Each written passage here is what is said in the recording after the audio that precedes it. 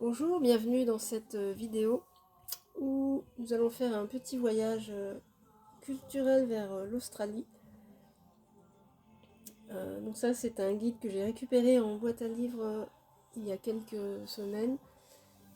Il date un peu puisque c'est la version 2009 du guide Lonely Planet, mais je trouvais intéressant de pouvoir quand même regarder ce qu'il y avait dedans parce qu'il y a beaucoup d'histoires et il y a des cartes. Euh, Comme j'aimerais un jour pouvoir visiter ce pays, euh, surtout le début donc qui est le plus intéressant parce que je pense que pour tout le reste c'est très daté, pour essayer de connaître un petit peu plus ce pays, mais je n'ai pas encore eu le temps de le consulter. Donc c'était un sacré pavé, beaucoup de choses à voir, je suppose. Tout ça pour introduire donc le thème du jour à travers des artistes australiens et surtout à travers un colis que j'ai reçu il y a quelques semaines d'Australie grâce à un ami connu sur YouTube. Donc je remercie Fred de New Délire pour cet envoi. C'était parti de d'une petite ou de commentaires sur la littérature australienne que je connais pas vraiment. Je suis pas sûre d'en avoir déjà lu avant. Il m'avait proposé de m'envoyer quelques livres euh, connus donc d'Australie, ce qu'il a fait. Et comme il y a des personnes très très généreuses sur YouTube, il n'y avait pas que des livres dans le colis évidemment. Mais je vais commencer par ça. Et je vais commencer par celui que j'ai lu déjà. Donc celui-là je l'ai lu parce que je trouvais la couverture jolie, ça donnait une idée en fait de l'histoire et puis ça donnait voilà, c'est une image qui fait un peu voyager. Donc c'est Andrew McGahan avec The White Horse. Apparemment il a gagné un prix en 2005 donc en Australie. Ça a l'air d'être assez connu. J'ai beaucoup aimé. Donc c'est l'histoire d'un petit garçon qui se retrouve à vivre chez un grand-oncle puisque son père vient de décéder dans un incendie dans son champ.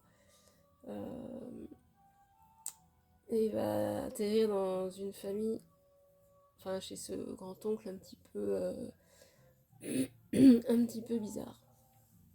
Ça va mal se terminer, je dirais quand même. Pour lui, ça parle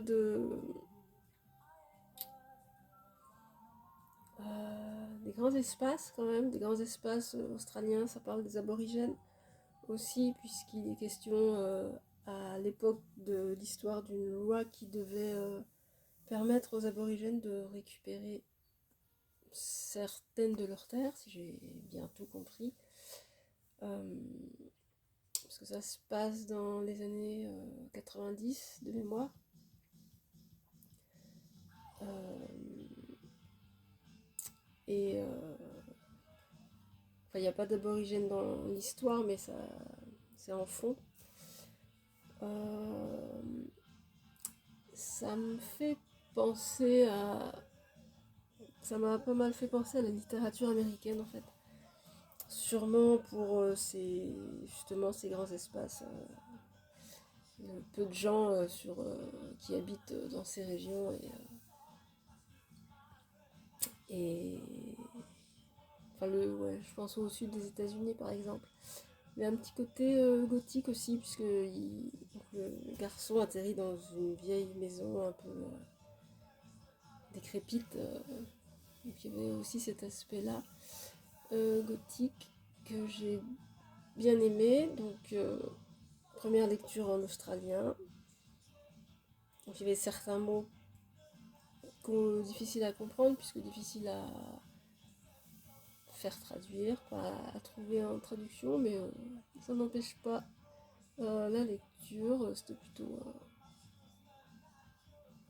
agréable à lire. Voilà, je sais plus ce que je voulais dire. Bref, c'était une belle découverte. Je suis pas sûre que ce genre d'auteur soit très facile à trouver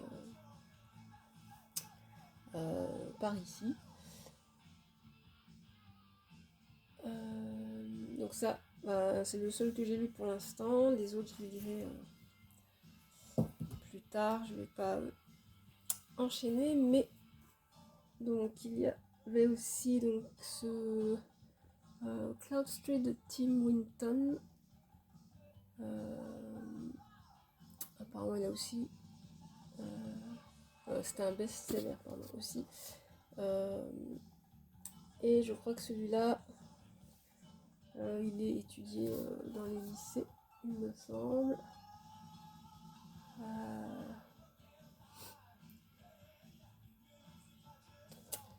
Voilà, donc à découvrir. Donc ça parle de apparemment de familles qui vivent à la campagne et qui arrivent, qui doivent s'établir dans une ville, a priori. Tous ces livres apparemment proviennent de la bibliothèque même de Fred, donc c'est vraiment super gentil. Donc là, Helen Garner avec The First Stone. Donc là, je crois que c'est plus. C'est pas un roman, ça doit être plus un essai. Ou un document sur des violences. Des violences sur les femmes, a priori.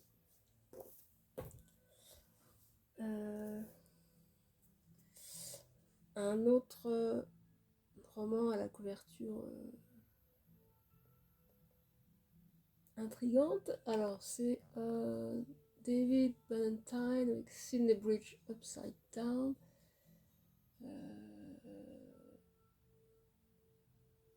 Ok, je pense qu'on est encore dans les grands espaces. A priori. Donc ça doit être aussi très bien évidemment. Et le dernier, un beau petit pavé, donc Lily Brett avec Too Many Men.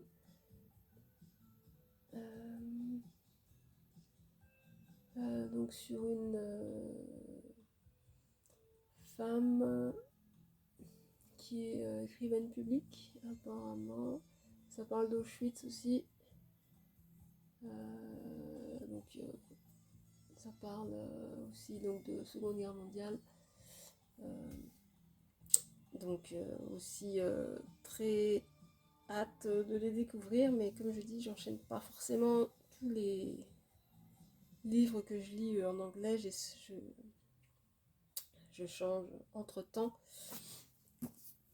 Mais ça me fait une belle petite réserve de livres en anglais, c'est cool. Et j'ai bien aimé découvrir déjà cette écriture, cette littérature australienne. Et donc il y avait aussi des disques, mais avant je vais en montrer deux autres que j'avais achetés d'artistes australiens, puisqu'il y a quelques mois, France Bizarre en avait montré, qu'il avait reçu également. Et j'avais été écoutée, puisque ça m'avait intriguée et j'ai adoré. Et donc sur les trois qu'il avait montré, il y en a deux qui sont assez facilement trouvables sur internet à un prix correct.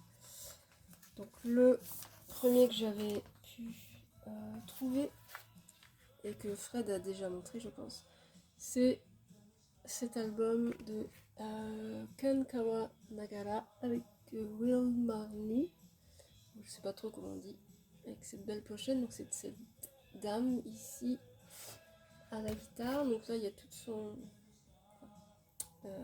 histoire. Donc c'est une aborigène qui fait de la musique depuis pas mal de temps. C'est sorti chez Mississippi Records. Et c'est du... Alors moi ça me fait penser à du blues, alors du blues australien. Hop là, c'est chez Flipping Year Records aussi. Donc il y a 2 labels qu'on peut voir peut-être ici. Donc c'est très sobre, guitare et puis voix. Donc c'est très roots. Il n'y a rien de trop, il y a un beau livret. Ici, elle avec ses petits enfants, je crois. Elle chante dans sa langue natale. Donc, tous les titres sont expliqués en fait en anglais. Une petite historique sur les titres. Elle n'a pas l'air d'avoir une vie facile. C'est ce qui rend sa musique très belle et très forte, évidemment. Donc ça c'est pour le premier. Et le deuxième, c'était un autre artiste aborigène, donc Kenny Nelson, avec Wilurakutu. Je sais toujours pas comment on prononce. Donc ça, c'est sorti en 2023 sur le même label Mississippi Records. Donc les 2 albums sont sortis en 2023. Donc là c'est Kenny Nelson qui fait tout, a priori. Donc c'est on pourrait dire un genre de bedroom pop très synthétique, puisque tout est fait au synthé, au clavier. Et c'est très joli, c'est très beau, très mélodique. Pas grand chose non plus, juste un instrument, je dirais, et ça suffit. Voilà. On voit à la guitare, donc pareil, ici il y a son histoire, son parcours en fait, pas simple non plus.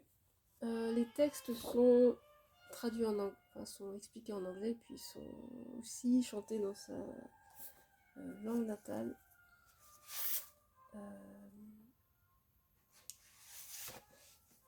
Donc ces disques sont parmi ceux que j'ai le plus écouté cet été.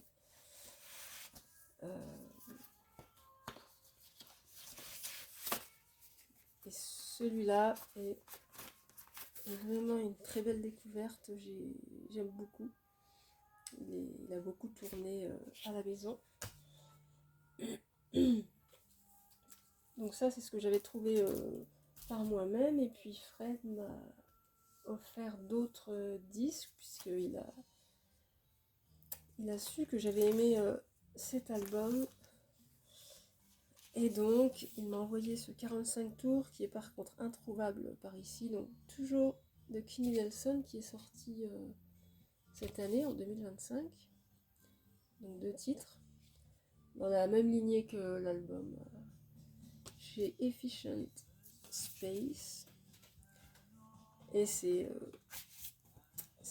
tout aussi bien. Donc petit 45 tours comme ça.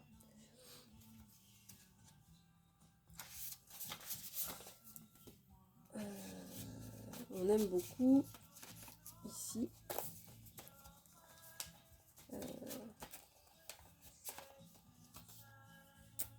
Et je trouve amusant que ces disques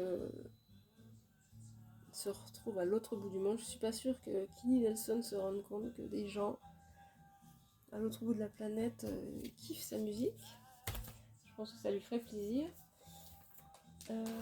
Et donc le troisième que j'avais vu mais difficile à trouver à pas cher ici, donc j'avais laissé tomber, c'est cet album de Adam Halliwell, Freedom Labs, avec cette très belle pochette que j'aime beaucoup.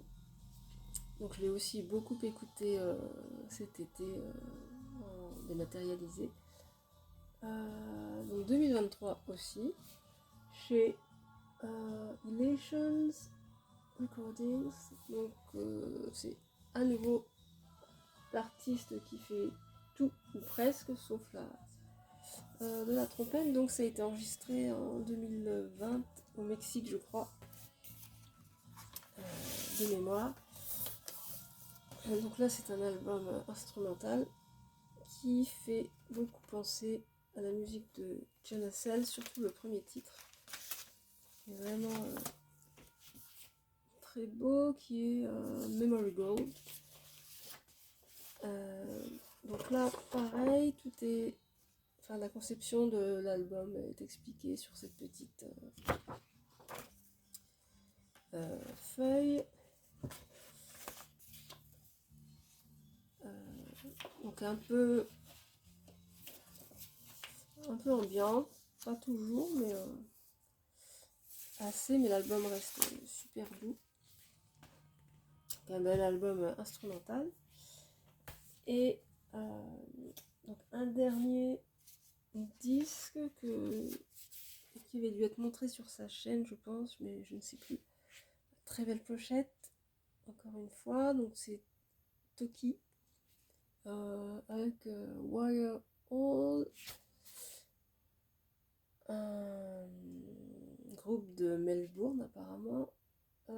Ça date, je sais pas si j'ai de, non, il n'y a pas de date là-dessus. Donc il n'y a que 4 titres en fait. Donc Wire All, on peut le voir sur le dessin, c'est ce qui est représenté. Donc c'est un album jazz, mais jazz contemporain, qui flirte parfois avec le mat rock en fait. Ça me fait un peu penser à du Mouse on the Keys, le groupe japonais. Quelquefois, ça se rapproche un peu, j'aime beaucoup aussi. Donc là c'était une découverte complète pour moi. Et il y avait aussi quelques CD, dont celui qu'on écoute. Donc là c'est plus un groupe australien, c'est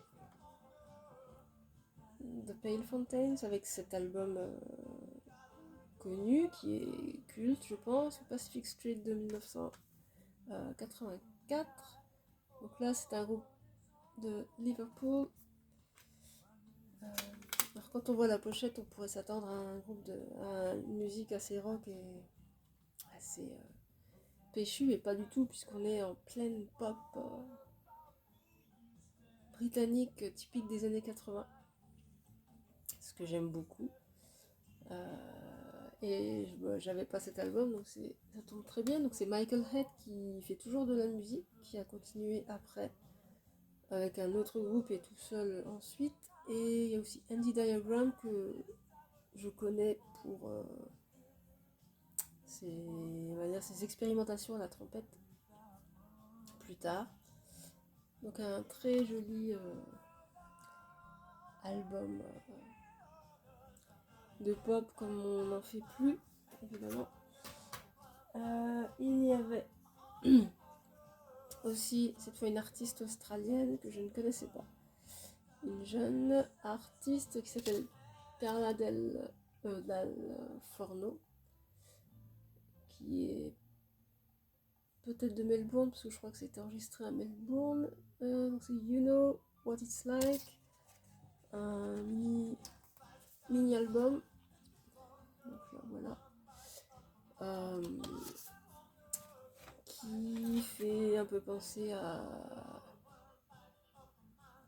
une espèce de pop synthétique, un peu dark. Alors, une pop synthétique mais dark, donc c'est pas très complémentaire souvent, mais ici ça marche bien. J'ai beaucoup aimé également.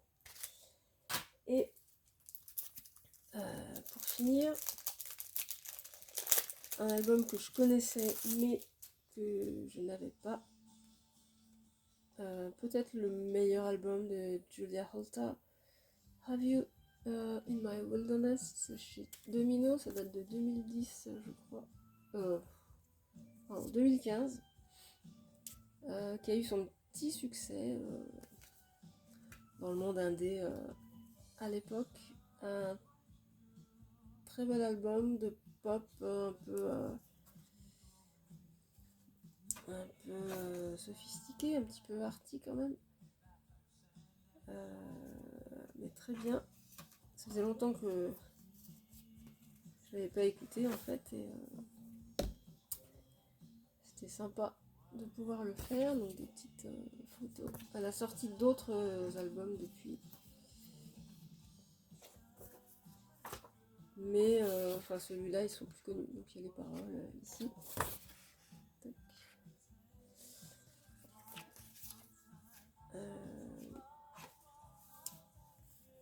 Donc de bien belles choses.